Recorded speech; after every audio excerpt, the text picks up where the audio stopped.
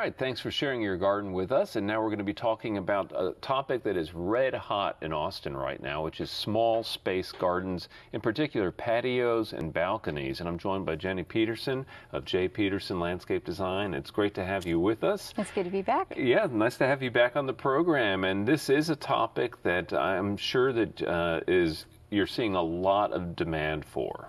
We really are. There's a lot of people that are moving downtown, kind of downsizing from their suburban homes down to urban condos and lofts. And so we're seeing a lot of patio gardening, a lot of rooftops, a lot of balconies, and some are quite small, so it's a little bit of a challenge. Well, I'm going to learn from this conversation because I have a tiny little balcony right now that it's not really integrated into my life yet. And that's really the purpose of a good design, is to get those spaces used, right? Yes, absolutely. You go from like I'm in an apartment as well, and my balcony opens up off of my dining room, so I'd like it to be an extension of my dining room and my entertainment area. Right, and for people living in small spaces, every square foot counts. Every square foot, every square inch of real estate counts. Right. Exactly. Well, and the balconies can be great places to entertain or to spread out the entertaining in a small space. So what are some of the basic rules that you talk to your clients about when it comes to designing a small balcony space? I really try to remind them that designing an outdoor space is very, very similar to designing an indoor space. You're using the same elements, flooring, furniture, decorative items, and lighting, only maybe in different materials to withstand the elements outside. Okay, well that makes perfect sense to me. The one thing I think that may surprise people that they have a lot of options on is the flooring piece. Yes, that's true. Yeah. I actually had a client last week who we did a little one-day makeover for her patio, and I said the first thing we need to get is a rug. And she kind of balked at that. She said, "That I don't want to spend money on that. That's not really necessary. My patio floor isn't that bad." But once we got the rug in there, it really made it seem like an outdoor living room. Right. Well, you brought an example of this isn't a rug, but it certainly has the impact of one. These are just incredible. They're made of like a plastic material. It's polypropylene, and some of them are actually reversible. So, and they come in, large sizes, or this is a runner. You can get like a little doormat size, but they can look like an oriental carpet. They can look like, kind of a funky, more of an Asian kind of feel. Or, yeah, they're really cool. Well, just seeing this is giving me an idea already that I've got to get one of these for my patio space, and I have seen the color variations. You can get some really bright, wonderful things there. And for those people who, like in my case, I have a kind of a dark patio, so something bright and cheerful out there would, I think, really change the space and make it a lot more appealing.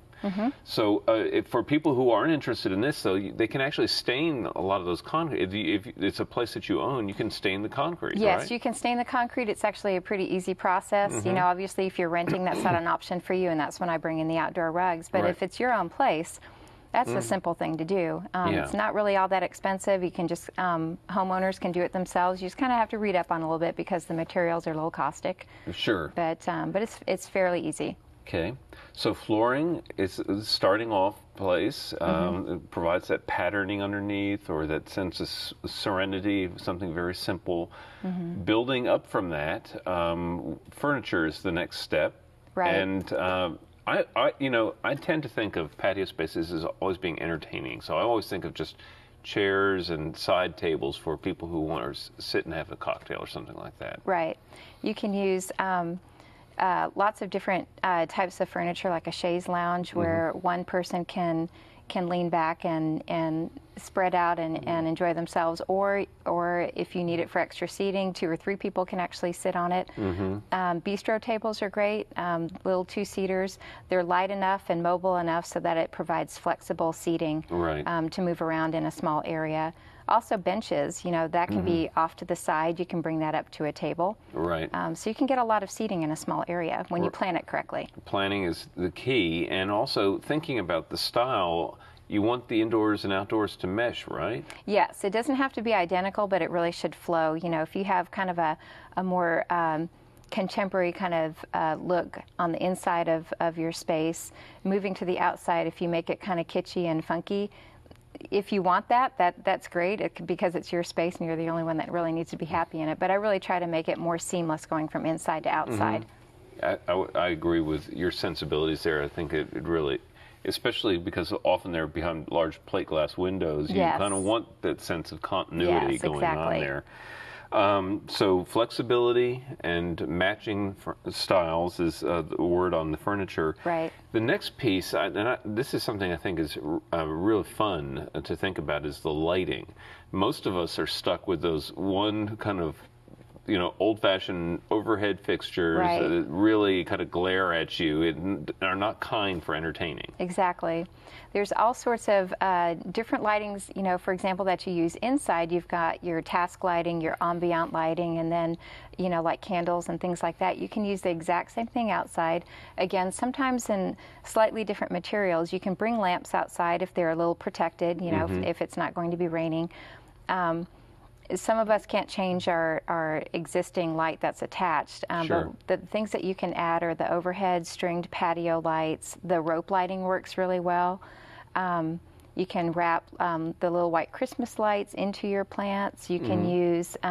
you brought this, and I love this. Yeah, these are really beautiful. I picked this up over at Barton Springs Nursery, and it's just like a little crackled glass votive holder. I mean, what's more inexpensive or easy than that? Right. And you just like pop it right into the plant here. This will be a little bit out of an angle here, Sure. but then just like that, it's really easy, and you can pop that in any of your planters, or even use solar lights. Those little solar lights that that you use to line a pathway with. You can pop those into your planters as well. I like the idea of using Christmas lights out there myself. I just think it looks really kind of twinkly and magical when you add those types of lights. Yeah, I really like that a whole lot. Now, one of the things that is a absolute essential is using the vertical spaces, and often you have a lot of wall space out there, and often surrounded on 2 or 3 sides by the apartment. So you have an opportunity to do some things for hanging decorative elements as well as plants. Right. We're all familiar with the hanging baskets. That's a given when you're in a small space. These rail plantings or rail containers are really nifty to use. One thing that some clients have told me is that they'll get these, and then they either don't put them up or they return them because they don't know how to attach them to their railing. Right. So if you have a deck railing, that's simple because there are brackets available. But if you have an inch-wide metal railing like I have, what I found works really well are these zip ties. Now, I brought them in black, but you can get them in whatever color to match your railing. Or clear. Yeah, or clear. So we're going to pretend this is a railing. So you just put this on and zip it, just as tight as you can get it on there, and they're very, very sturdy. For sure. And so get that really tight and then cut off the edge there. Sure. And flip it down there. Very simple to do. It really is. And then you can put all sorts of decorative things in there. Exactly. Yeah. Something I try to keep in mind too is if you're going to be planting this, which is more typical to plant it on the outside of the railing, this is the side that you're looking at when you're seated on your balcony. So try to plant some cascading plants on the back side to hide the whatever. Yeah. So then you can also enjoy those plants on your own side of the balcony instead of on the other side. Right. So other elements in terms of verticality, we mentioned hanging baskets, but there you can put little holders on the wall as well to hold potted plants, or you can put up artwork or lighting fixtures. Exactly. Whatever you want to do, really. Yeah, you can even get a trellis and put it just sink it right into a rectangular planter, and you can grow vines, flowering vines, on that trellis. And if you have enough sun, you can actually do some vegetables. Yeah. Which I personally don't have enough sun to do that, but that's a really cool thing if you can do that on your balcony. One element of the design that I always think about in an outdoor space is sonic element. A wind chime or some other kind of hanging element is always a nice way to kind of add a different element out there as well. That's perfect. My balcony overlooks I-35, and so I have a lot of, and there's a high school next door, so I've got a lot of not very ambient, nice noises around me. So those things are really nice, and a water feature also can cover up that kind of sound. Yeah, and just even if it's just a bowl of water, right? Or if you don't want to mess with that, a bowl of blue marbles We were talking about that earlier. Yes. I have some marbles sitting here next to me, and something that adds a touch of even faux water, if you will. Well, it's been a lot of fun, Jenny. People can be in touch with you how? Through my website, www.jpetersongardendesign.com. Okay. And so it's got all my contact information on there. Perfect. Well, again, in the new urbane Austin, growing more urbane every single day, I'm sure that a lot of folks will enjoy that conversation, and hopefully you'll hear from a lot of them. Great. Thank you so much. Okay. It's been a pleasure having you back on the program. Thanks for being here. And coming up next is our friend Daphne Richards.